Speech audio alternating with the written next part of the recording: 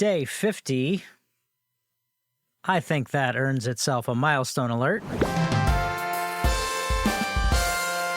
If days were years, this podcast would now be as old as I am.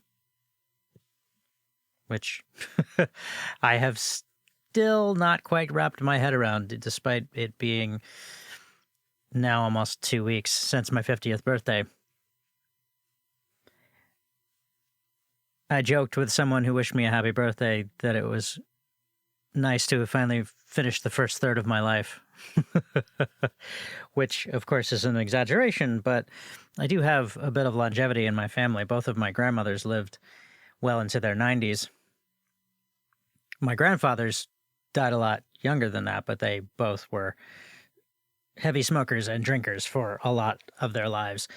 So who knows how long they would have lived if they had not indulged in those things. Not that I'm judging exactly. I mean, we all have our ways to cope. And because they, I'm sure, were never really encouraged to talk about their feelings, they had to resort to coping mechanisms that were not, not good for them. It's tangential, but I thought I would mention the only game that I have left on my phone.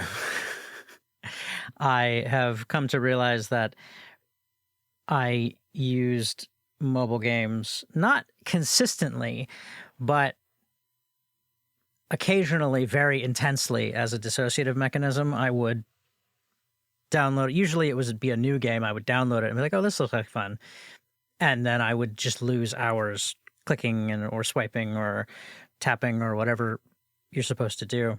And I tried a couple of times to limit the games or give myself specific windows to play in, and it was just way too easy to lose myself in the, here's a very small thing you do and you accomplish something and you get a little reward, and then you go and you do it again and you just keep going, and that little tiny little dopamine hit. It ended up being something I couldn't do in moderation, so I took all the games off my phone, with the exception of Codenames. If you're familiar with the board game, well, I guess it's not really a board game per se. It's it doesn't have a board, but it's played with cards on a table, so I don't know. It's a word-guessing game that has the trappings of spycraft. You have teams, and on each team there is a spy master and an operative, and the spy master gives clues to the operative to try to get them to guess a word without saying the word, and then whoever gets all of their words first wins. The mobile game version keeps that basic core mechanic, but adds a bunch of different options to it. It's not free. I believe it's $4.99 on the various app stores, but you get it then, no ads, no in-app purchases. You just play the game and don't have any of those distractions. And it is nice because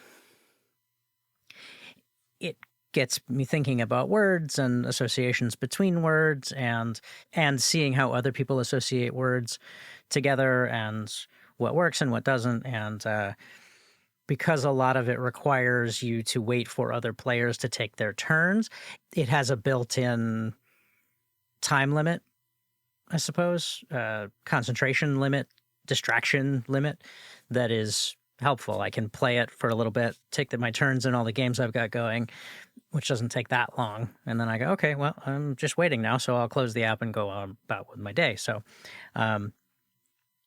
if you are interested in playing, I am on there as Genvexed, Genvexed.